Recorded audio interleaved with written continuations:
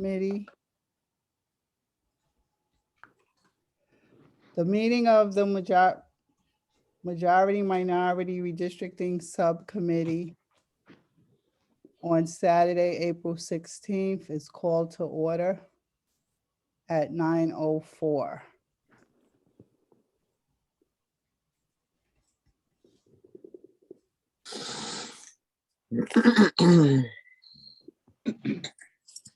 So first up on the agenda, we have, Should we do a roll call or whatever? Is that oh part? yeah, oh yeah, for some reason I didn't show. Sorry. So we'll do a roll call. Adrian Kissy, Present. Constance Graves, Present. Dominic Mazza, Present. Kashana Owens Cody, Present. Donna Bullock, Present. Larry Malden, Present. Naseem Ramdani, Present. Pretty Mather, Present. Sam Mather, Present. Jeffrey Weiss. Present.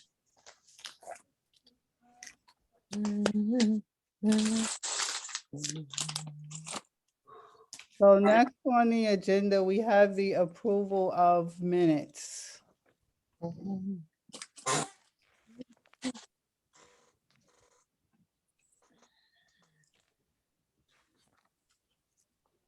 So I sent minutes to everybody. Naseem sent minutes. So there's three meeting minutes that are pending approval. Did y'all take an opportunity to look at them? Yes. Yes, I did. Yes. Yes. The minutes from April 16th need to be amended to include the motion that was made. The way that it's set forth in the minutes needs to be amended.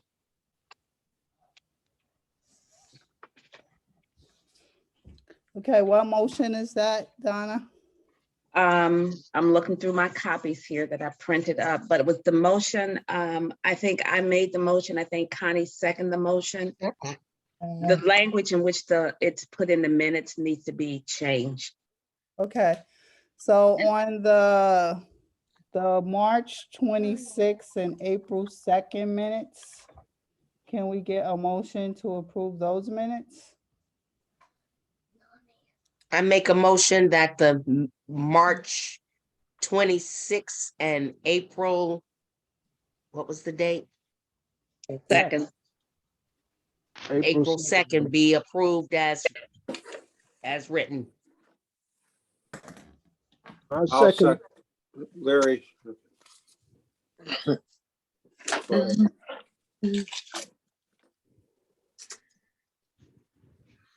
It has been motioned that the March 26th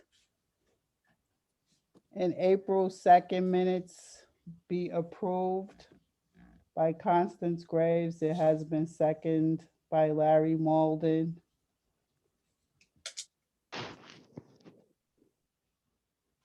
Any questions?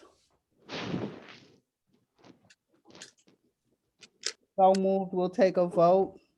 All in favor? Aye. Aye. Aye.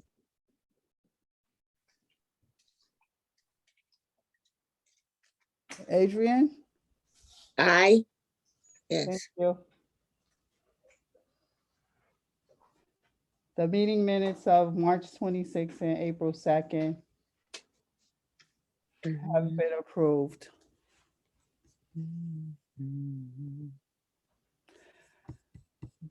For the minutes of April 9th, Donna has indicated a need to amend language regarding a motion. Did anyone else have comments or questions? No. Okay, so we're going to table approval of the April 9th minutes pending amendment of the language referenced by Donna, and we'll approve them at our next meeting. If I could, if you just give me a moment to, I can tell you the language that needs to be included, and then we can just vote to approve the minutes as amended, but just go ahead. I'll let you know when I'm ready with that. And then we won't have to table them. Okay. Okay. Okay, so next up on the agenda, Jeffrey, do you have anything for us this morning? There's nothing really new since we last met on the legal front, although I can say that I have forwarded to Dr. Handley the voting results that I was sent by you, Marie. So I haven't heard back from her since I sent them late last night, early this morning, but at least that is definitely progress. I'll hear back from her and let you know if there are any other questions. Okay, so I know there were 2 or 3 people where we have not yet identified ethnicity. Okay, for which year? For the primary, general, and which year? I think it's in 2019 in the general election. Okay, I'll let her know that. And there's one other one. I had sent an email to everybody Yes. of this body and also of the commission to see if anybody could help with that. Right. So just so everybody understands what Jeff is talking about, we have been requested to put together election results data from 2015 to 2021 for all the county legislature races. That has been done.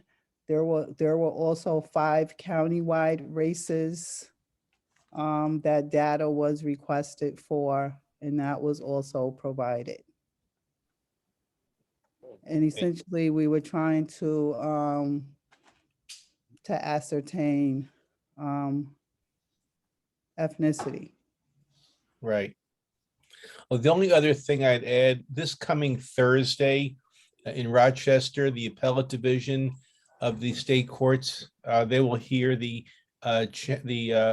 appeal on the congressional and state legislative redistricting case. And the court will be asked to do 2 things. One is to consider whether the legislature, state legislature, had the right or ability to redistrict based on the failure of the state commission to do its job, whether the legislature can then have picked up on the work of the commission and enact a plan for the legislature and Congress. And then secondly, based upon the plans that were enacted by the legislature, whether the congressional plan was an impermissible partisan gerrymander.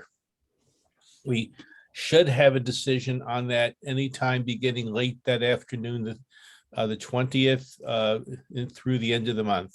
But they did indicate they'll decide quickly. And then after that stage is over, the losing side will take that appeal to the State Court of Appeals, where we could expect action through May, sometime in May. And just keep in mind that nothing from the state process impacts the Albany County process. It operates under different laws, different procedures, a whole different scenario. But people tend to confuse on the outside, they tend to confuse, they hear redistricting and they think it's all one thing. So just be mindful of that in case you're asked.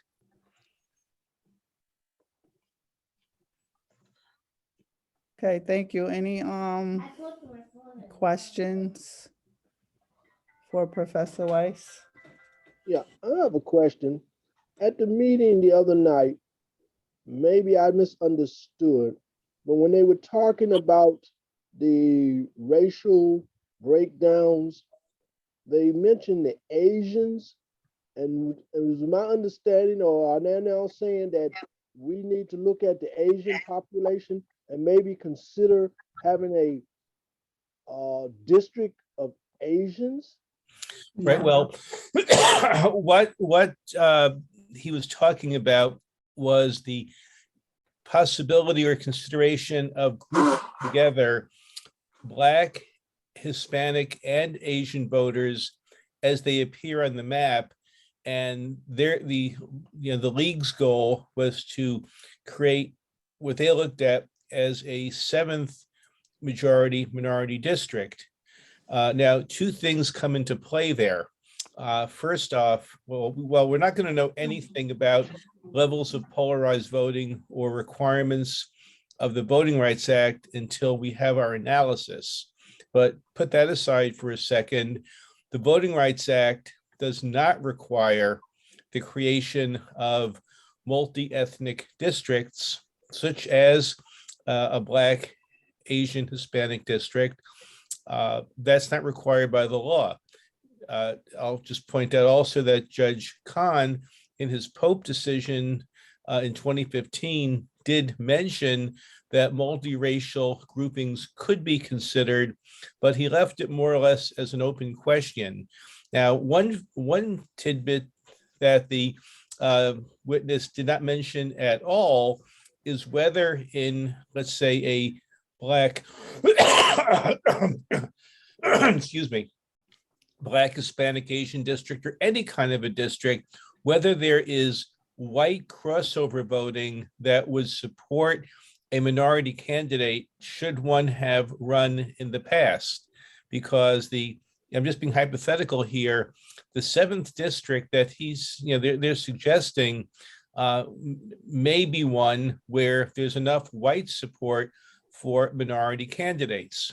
That's why Dr. Hanley is going to do a report to see what the level of polarized voting is, or whether there's a level of white support for minority candidates in primaries or general elections.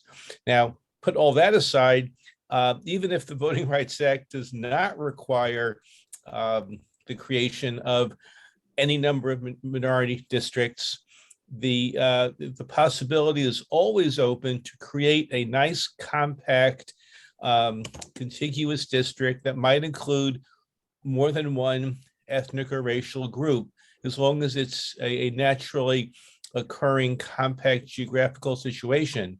What we would not want to do is draw a map that goes from downtown Albany and then follows a boulevard all the way out to the suburbs to take in a minority community. That is called racial gerrymandering, which is a violation of the 14th Amendment.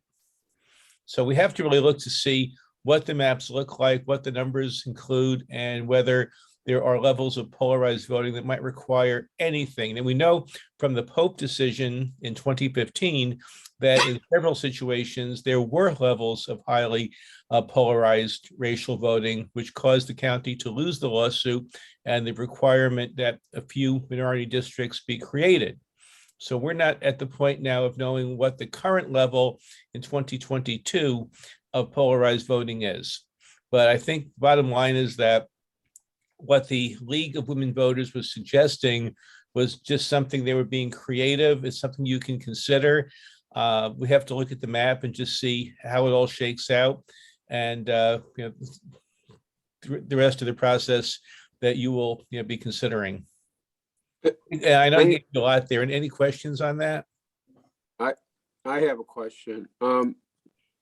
Is it safe to say that there's nothing really in the law that would prevent us from creating such a district? Now, nothing would prevent you from doing it unless that district was bizarrely shaped. As I Yeah, mentioned, and as it's drawn, it is not. I right? mean, I I'm think just that's saying, fair to say. right. And, you know, I certainly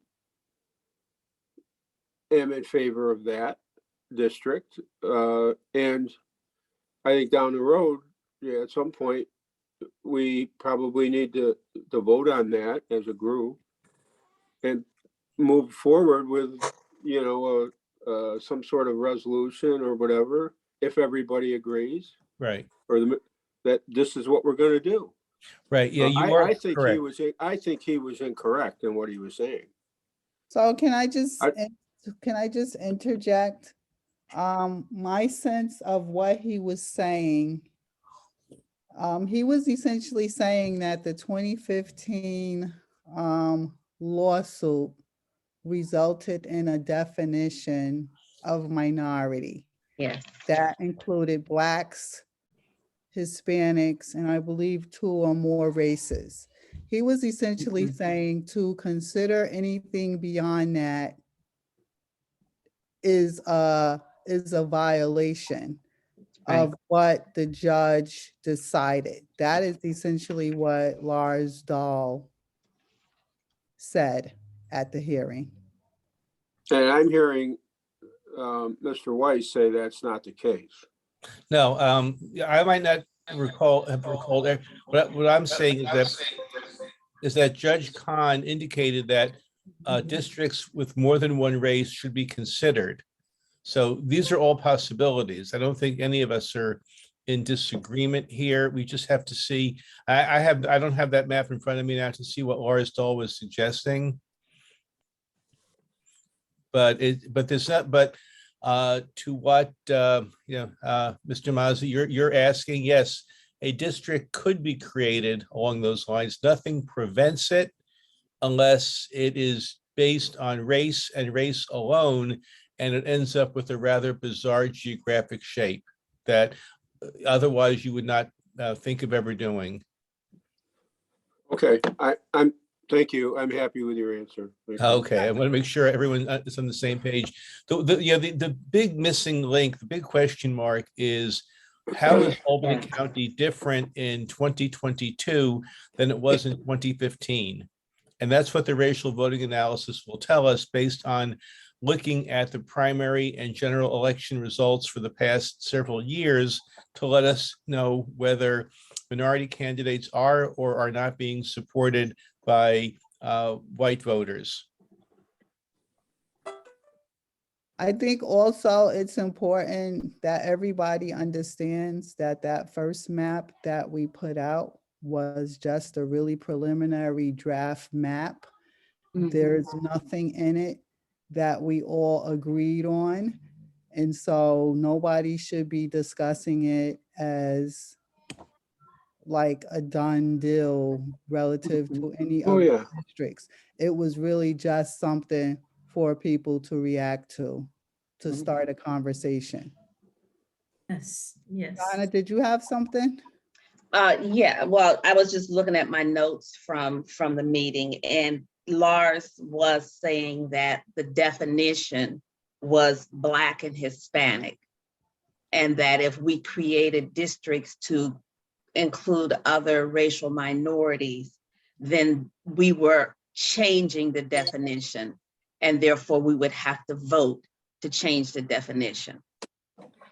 So, Yeah, he was not being legally accurate, but no, he was not. Within the public policy world, we could consider everything. Right. Because if, let's just say hypothetically, the Asian population was minuscule in the 2010 census, but it grew exponentially after 2020, we'd have to see like where that community is and how it fits in, geographically with other communities. Right. Yeah. Oh. So that brings me to my question, because the way we understood it, minority population is anybody who's not non-Hispanic white. So does that stand, or is that not the right definition?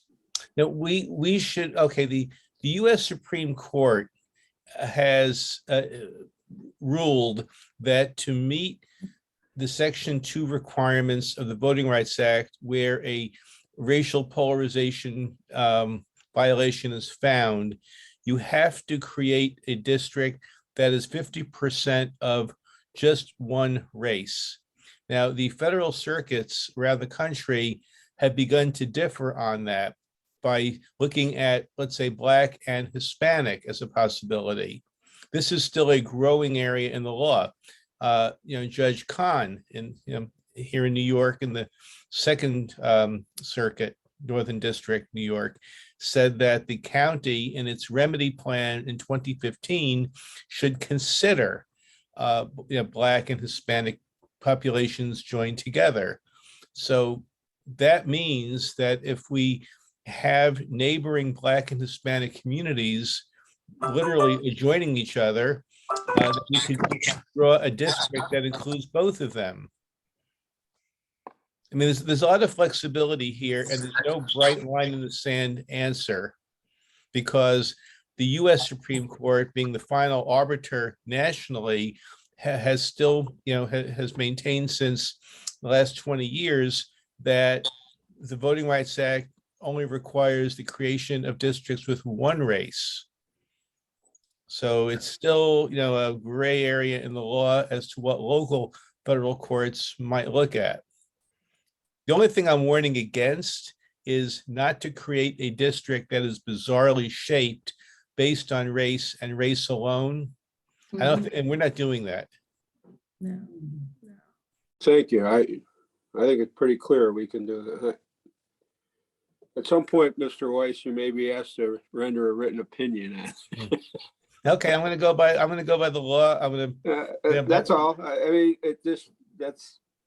I'm happy with your answer. There are more than 1,000. There are people all over the country are asking this question. It's not just unique to Albany County. Even I'll tell you one thing, in Virginia, they had a commission there for the state legislature and Congress, and they hired Democratic and Republican side-by-side lawyers, and they both presented memoranda to their commission with opposite views. One said, yes, you can. The other said, no, you can't. That commission, however, fell apart because of that, in part, also. So I just have one more question. How is voting patterns considered in the mapping that we're doing? So I know Dr. Hanley is doing the racial voting analysis. So we can create a district that meets, I guess, rings all the bells for majority minority districts. But if the voting patterns in that district are such that just having the numbers doesn't necessarily guarantee that minorities can effectively elect a candidate, how does that get looked at? Well, when the analysis is done, what Dr. Hanley, should be showing is that in a model district, that if the minority voting age population is, let's say, 50% or 52% or 54%, she'll be able to determine the minimum percentage, the minimum number of minority voting age population necessary to reliably, I won't say guarantee, but reliably project that the minority voters will, in fact, be able to elect their preferred candidates in future elections. And how does voter turnout play into that? Voter turnout, that's at some point we'll have Dr. Hanley talk with everybody, but the stronger the voter turnout, of course, the better the results. I think, some of the districts that are clearly majority minority, how that report may help is for other districts, neighboring districts, or other districts where there is cross voting, like Professor Weiss said earlier. So there could be cross voting where a minority candidate is possible to be elected. So that would be the value of that report. So we can start looking at those areas where there is cross voting. But for the other areas, like the one that we have defined currently, is pretty much based on the population, the numbers, and that meets kind of the requirements for being a minority majority district. Yeah, to what Sam is saying, let's just say that a district was created, in the current plan that had 52% minority voting age population in 2015. And the 2020 census results overlaid on the current map shows that the minority voting age population is now 48%, which is lower than 50%. But what the data might show is that there is sufficient white crossover voting that will enable the minority community to continue to elect its preferred candidate with 48% rather than 50% plus. Sam, is that what you're Yeah, exactly. That's what I'm saying. But the question would, once we, start working with the numbers and percentages, that may not show as a minority majority district because the numbers are not, above 50%. But from Professor Henley's report, it can be justified that yes, there is cross-voting, and there is a possibility of electing minority candidates. So, right. So that way, but and that would help if someone challenges it, and that report is going to help in that way. You're correct. So we're saying the same thing, that let's say 20 years ago, we didn't have any white support for minority candidates. Now, once a minority preferred candidate is elected, the white voters get to know that person, get to be more comfortable with the situation here in 2022. And it just shows that voting patterns, attitudes in the county have changed.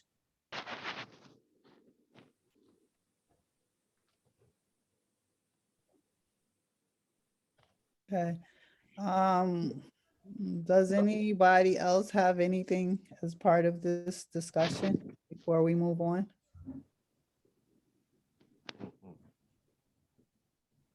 I have a question. Okay.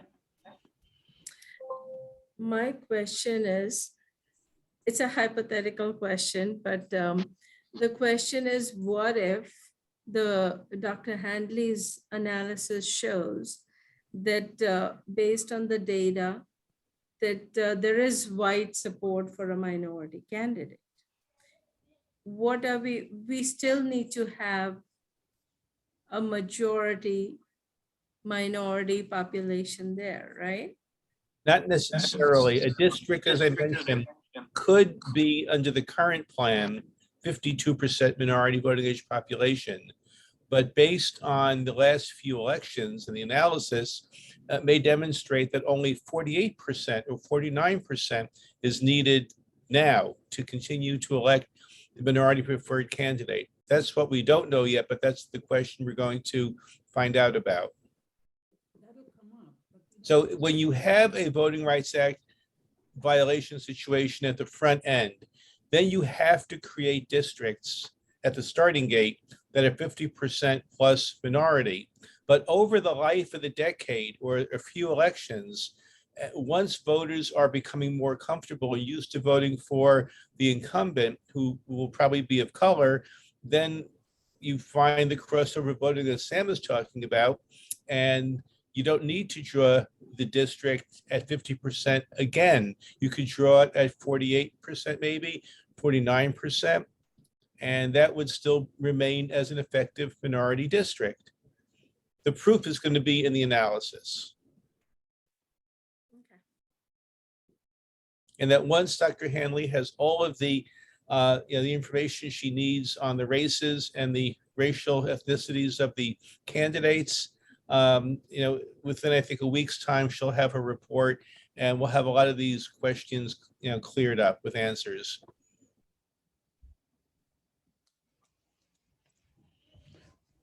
Okay, so I do think that that it would be very valuable for Dr. Hanley to talk to us about the whole racial voting analysis. Right. So maybe she can attend the next meeting. I will ask her to. I'll find out. I'll check with her over the weekend to see, what else she's looking for or needing, and then what her time frame is to complete her work. And then what she'll do is, talk with you and then present a written report with her data. Those kind of written reports are good to take to court. They'll become part of the record of this committee for the long run.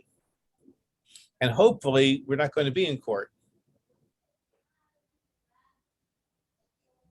And we're doing all the things now that the county never did before.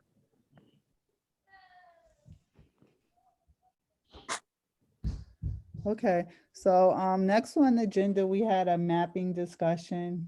The legal discussion has kind of flowed into a mapping discussion, but Sam and Pretty, do you have anything for us? And I think also we need to probably have a meeting to just focus on mapping. Yeah, So I need some sense of when that can happen. We had some discussion about doing it today, but I don't know how everybody's schedule is for that. So, but did y'all have anything that y'all wanted to discuss? I mean, I think it's great. I mean, even though it still wasn't much feedback, we are starting to get some, and that Right. feedback is very relevant to what we're doing. And so we need to engage in activities to get more of that.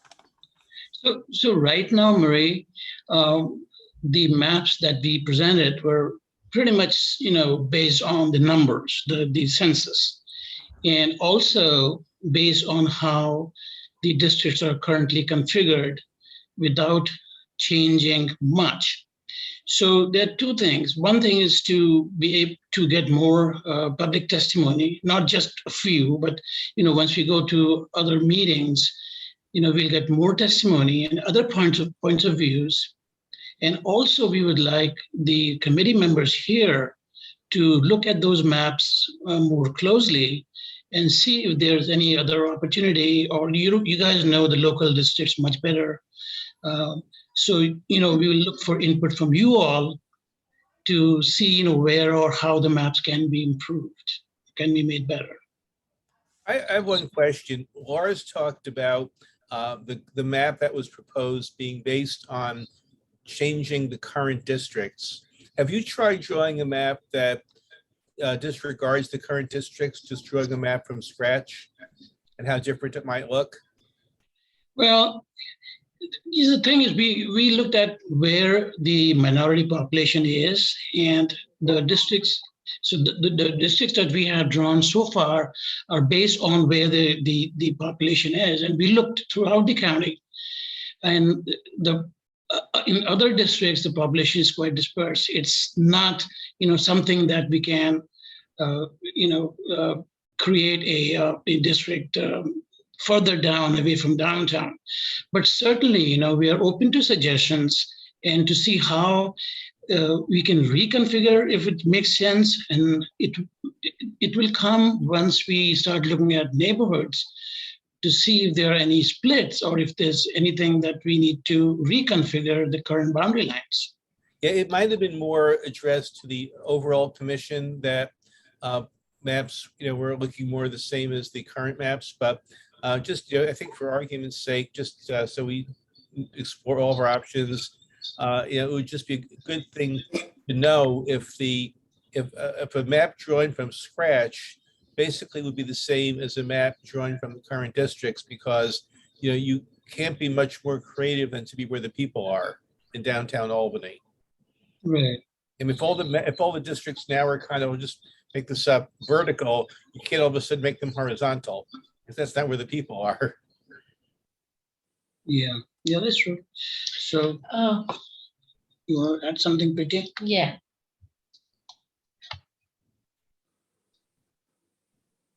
So, I mean, from the way the maps are currently drawn, there are other places in the county where there are minority populations that could be pulled into different areas. And so, I mean, I feel like we're not at a place now where we can like really be aggressive about putting another map out. I feel like we still need to get more feedback. I feel like we still need to do some walkthroughs of communities. So I don't think we're there yet, but I mean, based on the information that you gave us that shows minority population across the county, there are other areas where there is minority population that can be considered as part of some kind of district. So, I mean, I still think that, you know, we're at like the first step on a ladder. And, you know, while there's not a whole lot of time to get to the top of the ladder, we also don't want to try to do it too quickly and not really consider all the things that we need to consider in doing it.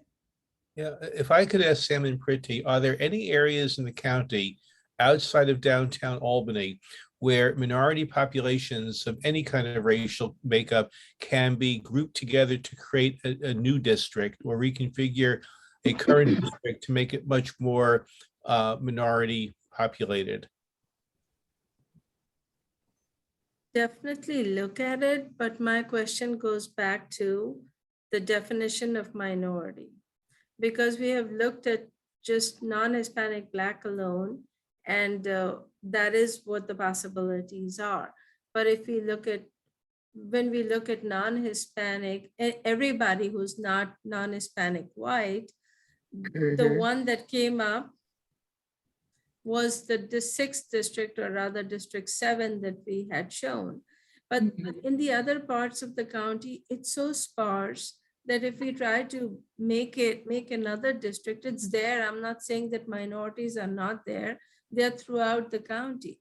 But for us to make a district, they should be in concentration and they Right, should okay. be large enough. And so far in my initial analysis, I have not seen that. Okay, I just wanted to ask the question. I'd hate to find us in, you know, in May and not having asked the question. And I do want to say, you know, that the first map, like Marie already said, the purpose was, can we still continue to have the number of minority districts that we have?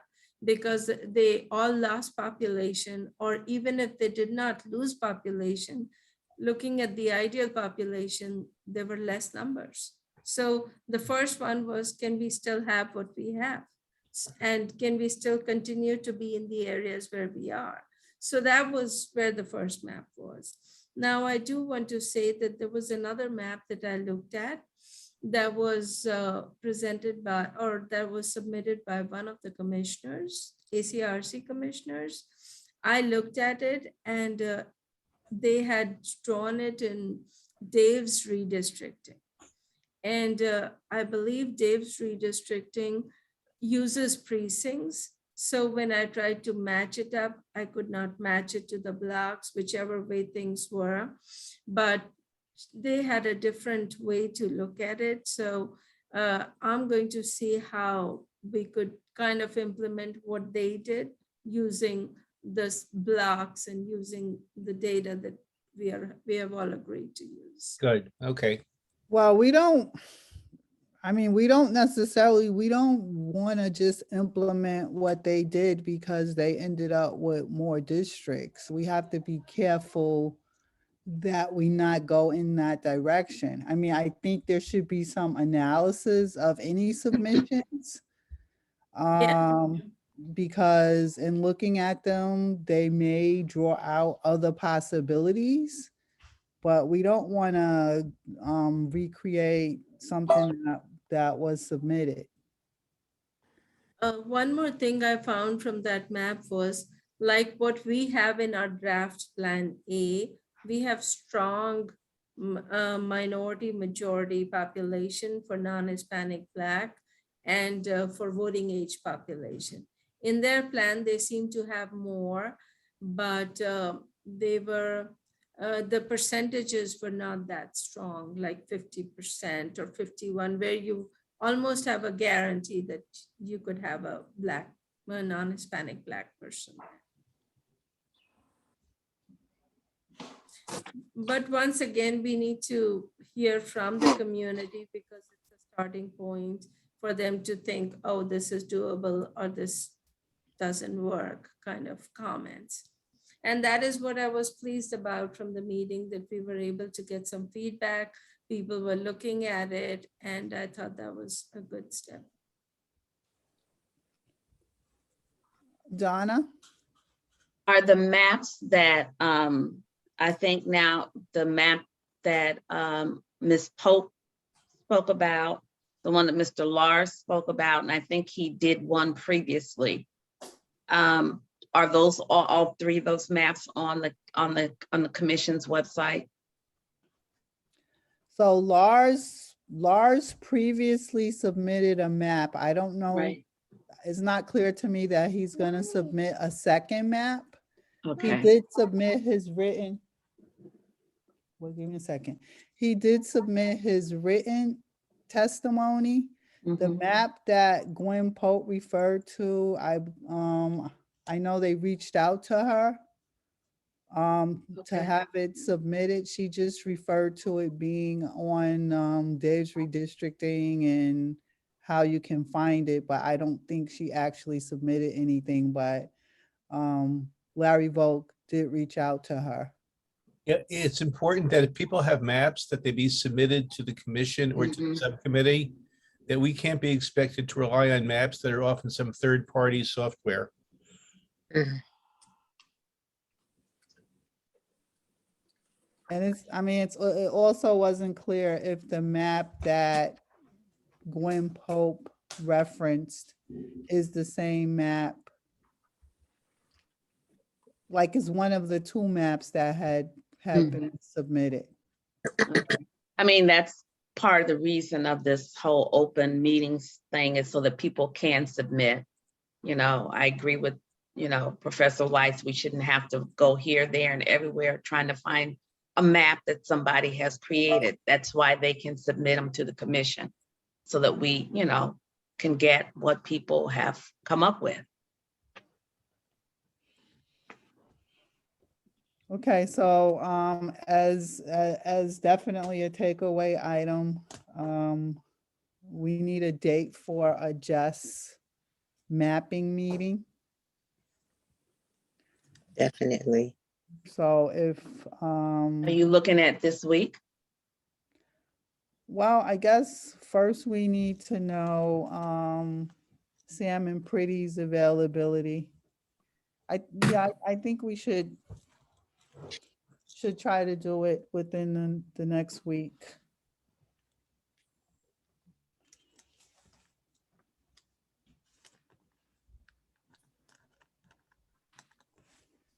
Marie, we are going to look at that and send you some availabilities. Okay. Does that work for everybody? Yes. Yes.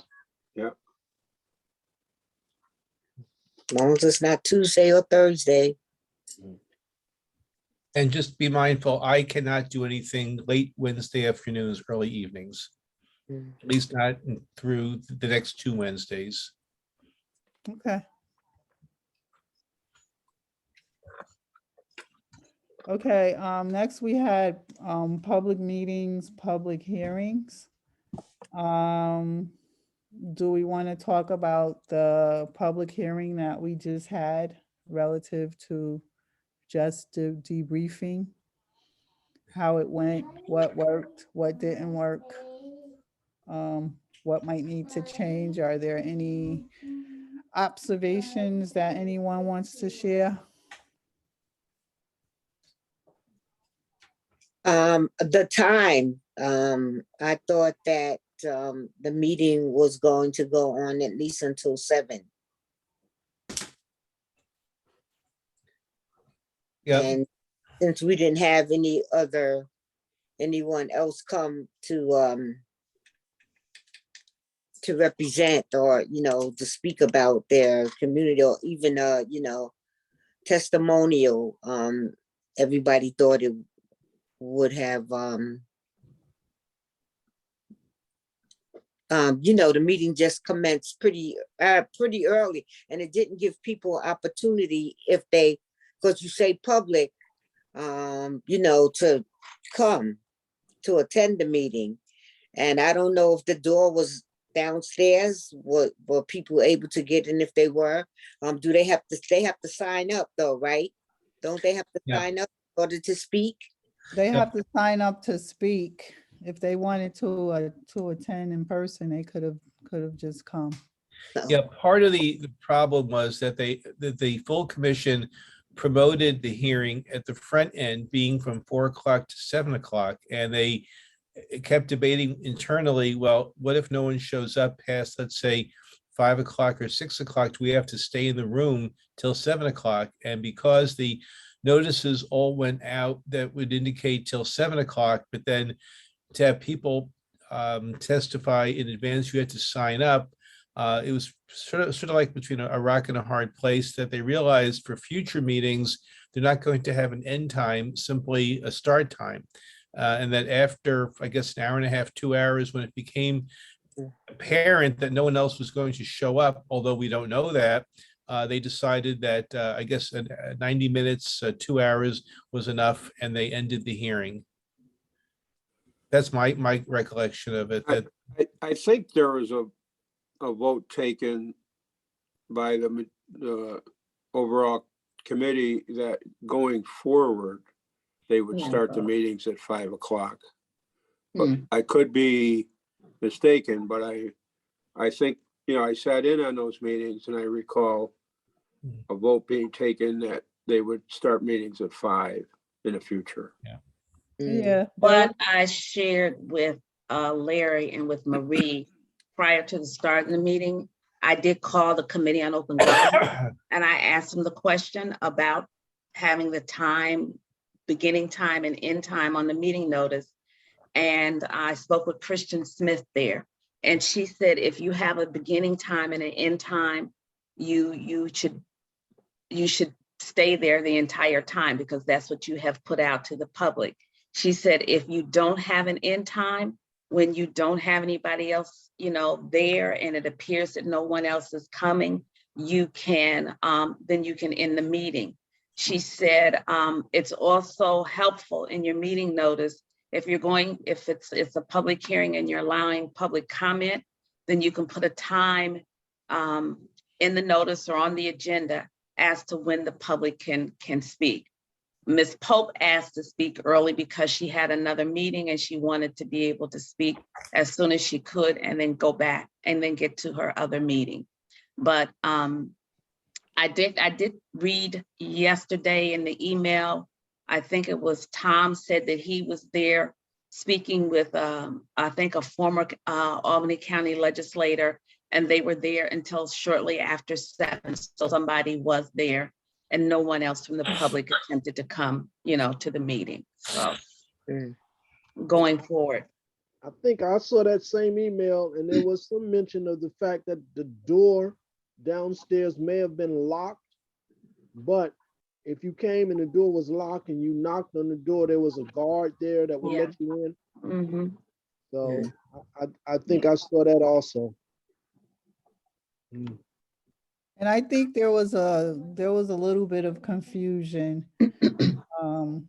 when the meeting was adjourned, because based on previous discussions, I think most of us didn't anticipate that would happen. Mhm. So, I mean, as we continue to go through this process, we're always gonna have lessons learned. We're always gonna need to like evaluate and do continuous monitoring to see how we can improve going forward. And so I think, that's one of the takeaways from the hearing as well.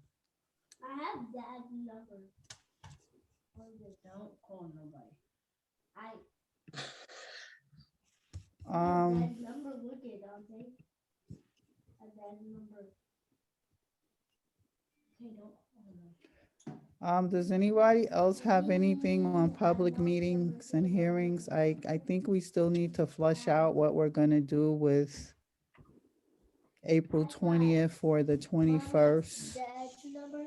I have updates.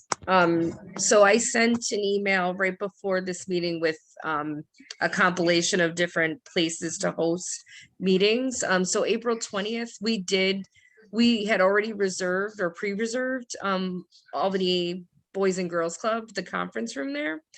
So that's still an opportunity for us. I did talk to David Gordon this morning, so we still have that as an option if we wanted to use that this week.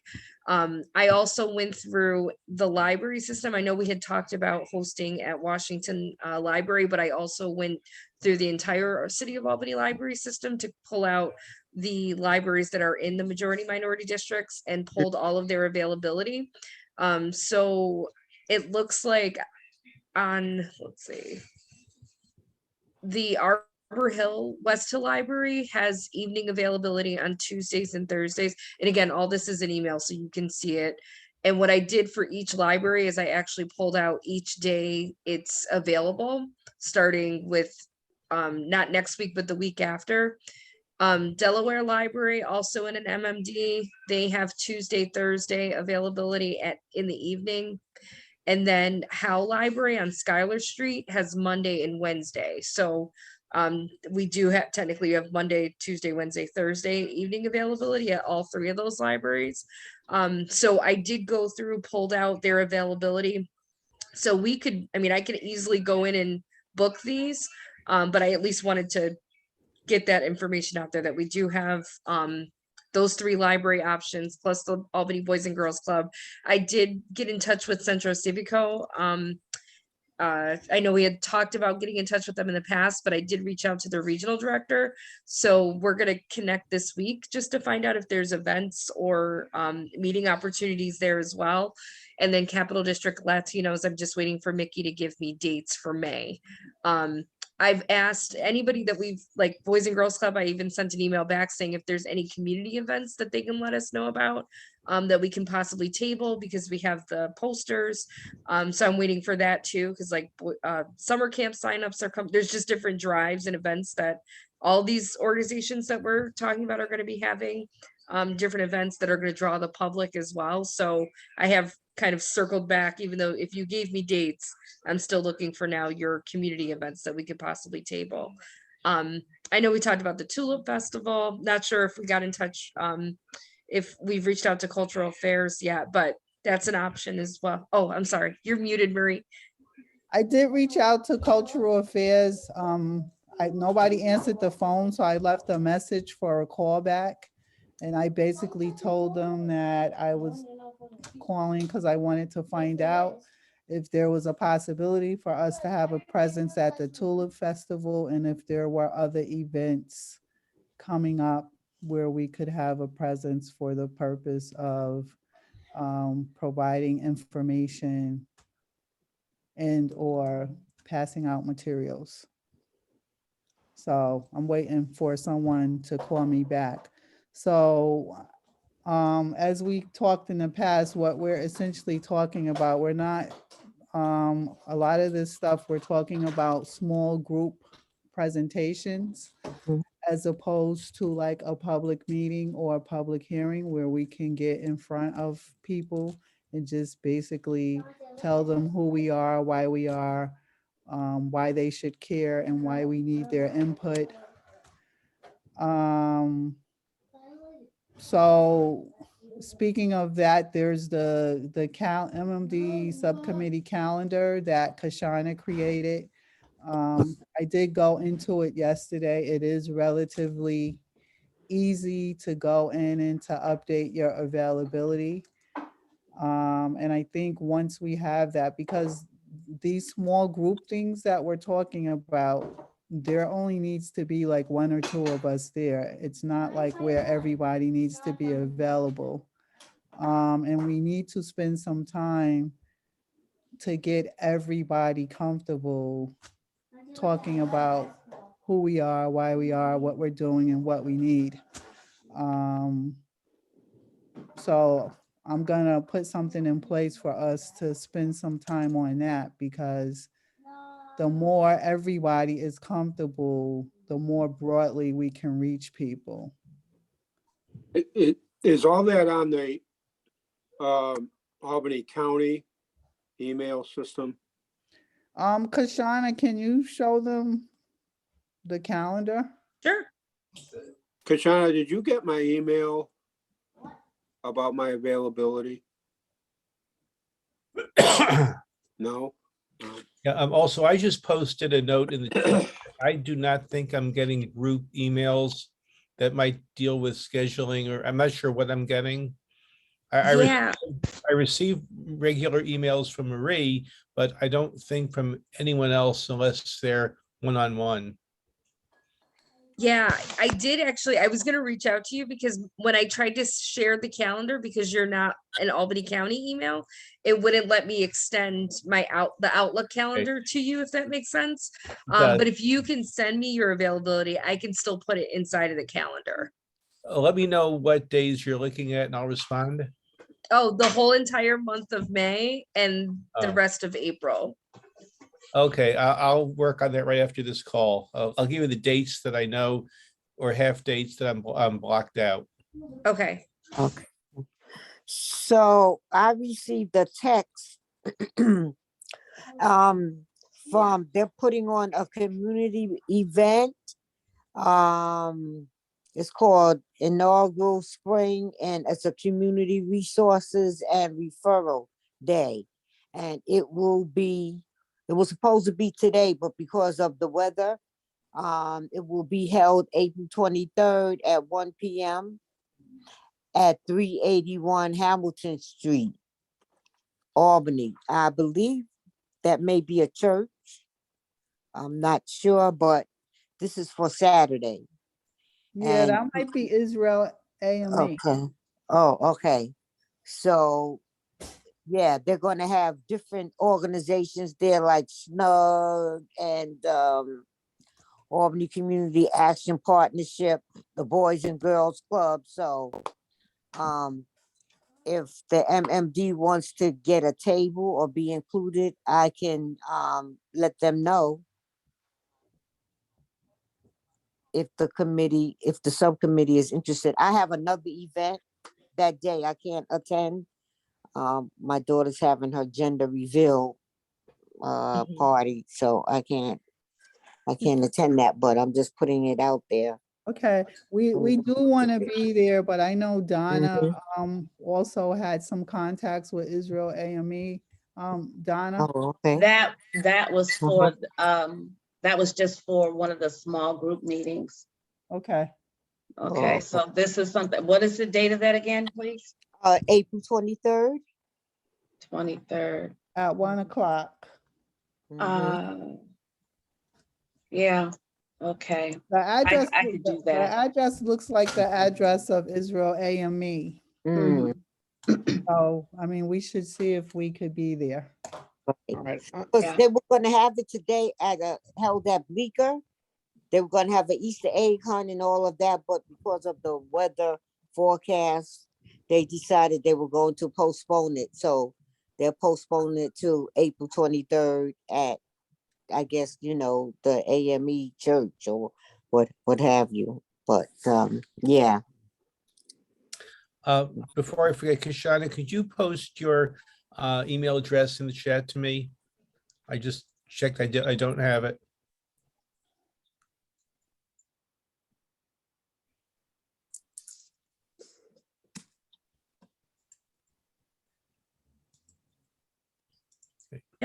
So I just put it in there. I Actually, see. I just made an event that actually is almost the same way that you would put your availability in. So for those that haven't done their availability, this is the calendar. So when you come to your Outlook, it probably looks like this, that you probably see your email. But then if you click the calendar, this calendar icon, it'll probably drop you to your calendar. Most likely it'll look like it'll probably look like this because you have all the different MMD, our MMD meetings plus the commission as a whole comes up. But if you unclick your calendar, I have extended, you should see MMD subcommittee. Everybody has access. And if it's not coming up, let me know. Because I know someone just emailed me saying that they may not have access, so I'll troubleshoot that with them. But when you click MMD subcommittee, it'll bring you to this. You can see, I put all the dates that I'm unavailable, and Marie went in to do so as well. And all you do is you just double click on a date. So say it's the 13th that you're not available. When you double click on it, it should look like this. And then just put your name, like I'll use Donna as example, Donna unavailable. This is the date, and if it's all day, just click this circle and then just drive down. And then just click the save button. Are you looking at dates, daytime and evenings, or just evenings for April and May? Day Oh, go ahead, Marie. day and evening, because some of us have day availability as well. Kashana, Yep. you can't view both of the calendars at the same time? Oh, you can. Yep. So Okay, here's both that makes, views. okay, because I was gonna say, if you got everything right in front of you, okay, okay. All right, Shauna, Gotcha. can you be available for 10 minutes or 5 minutes Tutorial. after we close the meeting? Yeah, and I did Today? send a tutorial too. Like there was a document that walked you through, but I'm happy to meet with you after or another day. Yeah, I sent you an email. I think it was to the health department or something like that. Oh, But okay. maybe you're not even there anymore. I don't know. But if you could we could talk for 5 minutes after we adjourn. That would be good for me. Thank you. You're welcome. So like Marie said, this will help us when we're like coming up with different events to go to. We can Yeah. easily drop in here, and then I can even put like, for instance, Adrian, you just shared that event. I actually just put it inside of the calendar as well. So if we know of community events, I can even put like the times, and we can even put like who's going to be there, just so it's all in one place too. But Mhm. first, let's start with who's available and not, and then I can help advance it afterwards so that we know where we're all going to be, and we can even assign people inside of here as well. Donna, you got your hand up. Yes, Marie, the meeting on the 20th is it one of our small group meetings or what? It was going to be a public meeting, but we need to talk about, it, whether it should be a public meeting or one of the smaller group opportunities. Okay, because I was going to suggest today's the 16th and you're looking at the 20th. What is that, Wednesday for a public meeting? And it really doesn't give us a lot of time to get the word out.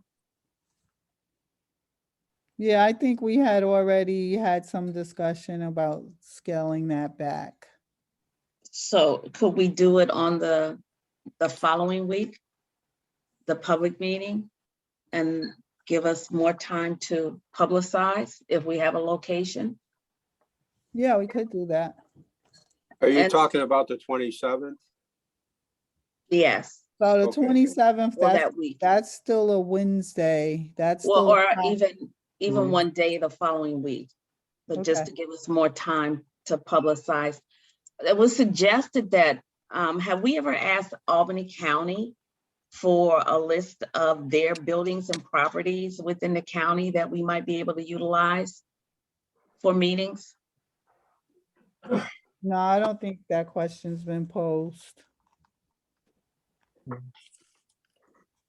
Because if they have, I mean, even if we use the room that was used, that was used on the 14th this week, because they certainly have the technology and the people. I know it's downtown, but they may have other facilities in the county that we can utilize so that we're not trying to find a space, make sure that the space has the technology that we need and that there's someone there to work the technology for us. Yeah, I know April 20th was a date that previously they were not able to accommodate. But that was, I mean, that was also when we were looking at the legislative chambers. So I'll reach back out to Nicole. Or, Marie, you I mean, mentioned. I think we can use that, that room in that type of format when we're doing I guess the larger public facing stuff. But for the other stuff, the more we're out in the community, the Right, what feedback we're gonna be able to get. right. But if they have locations in the, in the county, that would work for us in terms of our smaller meetings. That would be helpful too. Not that, So Marie, I was looking at the possibility of having, we had meant when you and I had talked on Thursday about having a small meeting on this Thursday, the 21st at the Arbor Hill Community Center. Were you still interested in setting that up? Did you want me to? Because I don't think there would be a problem, because that's the time we meet. So we have that spot open, and we can have a community meeting. I have someone's phone number in the community, and she can talk to some of the homeowners or tenants about attending the meeting on Thursday.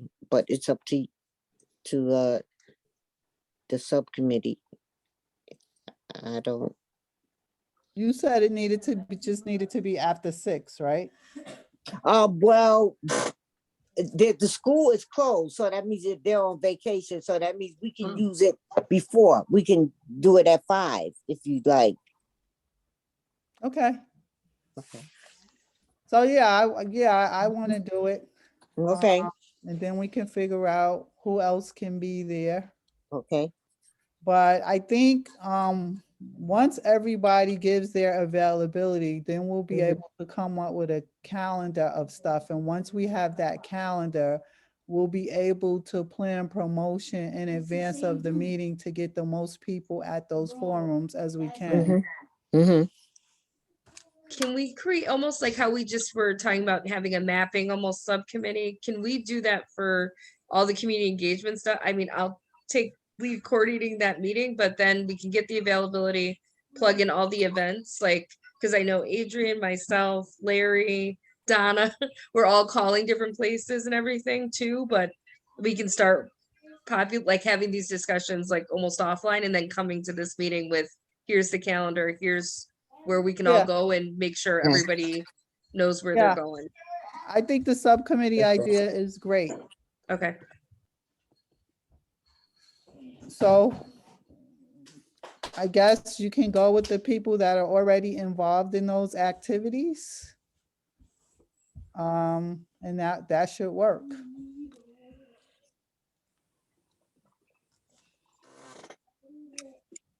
So you're gonna take the lead on that, Kashana?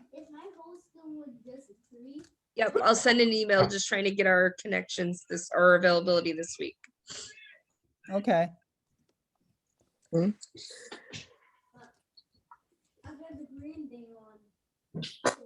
So next up on the agenda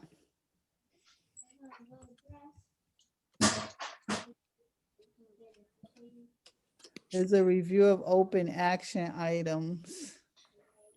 Okay. So I know one of the things we had open was getting the data to Dr. Hanley, which is essentially done. I think that was the most significant open item we had.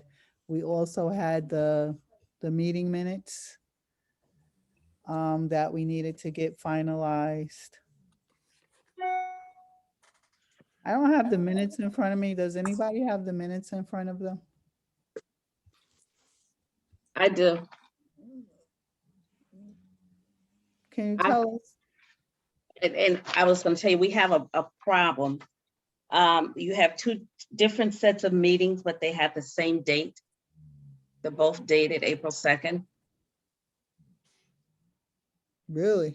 Yes, so So one is the 26th. one is the 26th. Yes, I went back and looked at my notes, so I know which one's the 26th and which one's the April 2nd.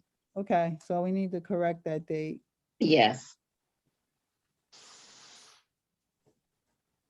The the March 26th meeting was the one that you called to order at 9:14 a.m.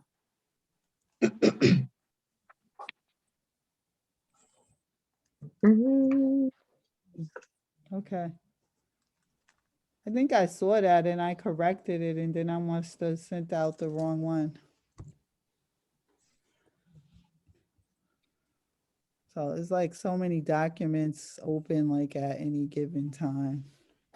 Yeah, So on the one that Nasim sent out for April 9th, oh. It's not in the new format, right, but right? I think there was an action item that was reflected on there. Oh, let's see. Something on the back. It says what is here is continue to flush out dates for meetings and gatherings. You mentioned the April 20th meeting, considered adjusting to Thursday of that week. April 21st, 5 to 7 p.m., all agreed upon. Maybe adjusting the meeting to Thursday of that week. Yeah, into a smaller format. Okay, okay. So So I think, there is a meeting on Thursday, the 21st at 5 p.m.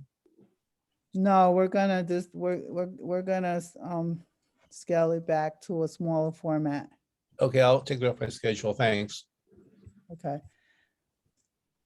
So I think we just talked about all of that, the meeting venues and getting a calendar is what we just talked about. So should I cancel the Boys and Girls Club on the 20th or keep it? I think you should keep it. Okay.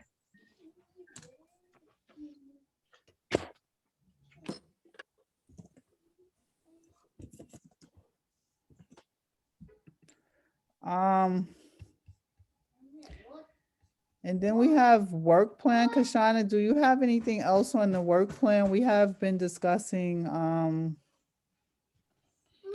a lot of work plan items. And in terms of commissioner report out, I guess the most significant things I had is that we compiled that data, election results data, and also that Patricia Sibilia and I are continuing to work on IT stuff. So we're continuing to meet every Wednesday at noon to talk about IT stuff, to decide if anything needs to be added, to see what's still pending from what was last given to IT, and to continue to advocate for getting things done. And these meetings, you said, just need to be loaded to YouTube, not to the web page of Albany County, the redistricting? No, they go to, yeah, they go to YouTube. I think initially they were on the webpage, but they moved them to YouTube. So I'll get that account information for you from Patricia. After this meeting, Nasim is gonna send out just a meeting notice for the next meeting. And then in a couple of days, he'll follow that up with the agenda for the next meeting. And and then we just need to flush out the meeting minutes, which Justine was working on. From, For this meeting. okay, Yeah, FYI, I am not Mhm. receiving the meeting notices. I go by these Saturday morning 9 o'clock meetings on an act of faith. But I don't have So I the have to agendas see, for notices. yeah, I have to see if you're part of the MMD redistricting email. Maybe Yeah. you're not part of it. I thought you I were. don't think so. Marie, I get emails from you directly, but I don't receive group emails. Okay, so I'll have them add you. And I do want to make sure that I'm aware of all meetings. I think I have a good sense of them, but I don't know what I don't know. Okay, so Thank you. I'll make sure you're added. Marie, Yes. if you send me those 2 meeting minutes that you sent out, Mm-hmm. if you send them to me in a Word document, because it's a PDF right now, Okay, if you can send it to me in a Word document, I'll make the corrections. okay. Okay, and you said Justine is doing the minutes for today? Well, Justine was the one who had the responsibility for the minutes. She was not able to complete the last one, so she talked to Nasim and Nasim did those minutes. So since Justine is not at today's meeting, I'll have a conversation with Nasim. And Okay, and we'll give him the new format. yes, Okay. April 9th. So Nasim, I'll send you this recording just in case you need it as a feedback loop right after this meeting too. And he can reach out to me because I always take notes. You're welcome. does anybody else have anything to report out?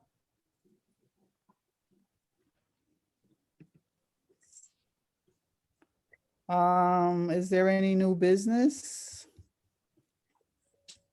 I think we spent a lot of time talking about next steps relative to meetings and mapping and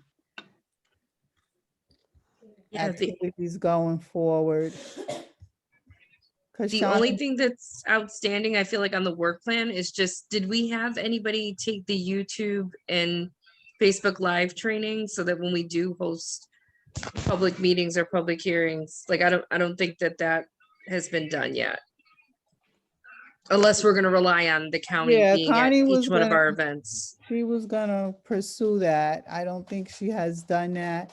There's also a guide in the SharePoint that John Wimple put together that talks about at least the YouTube aspect of it. So is there somebody that does hands-on training or is just the guide? I mean, it's the guide, but the commission's intern, Nicholas Glass, he's very technically savvy and he has a excellent understanding of all of this stuff. So he would be the person to reach out to. Okay.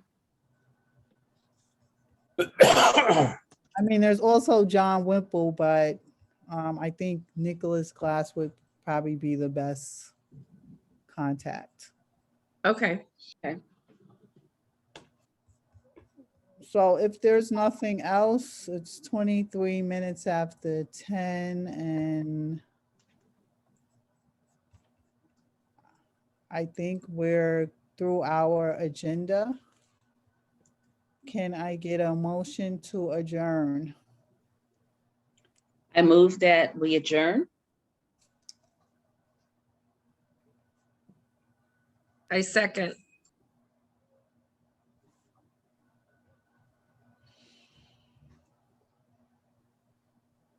It has been moved and second that the meeting be adjourned at 10:24 a.m.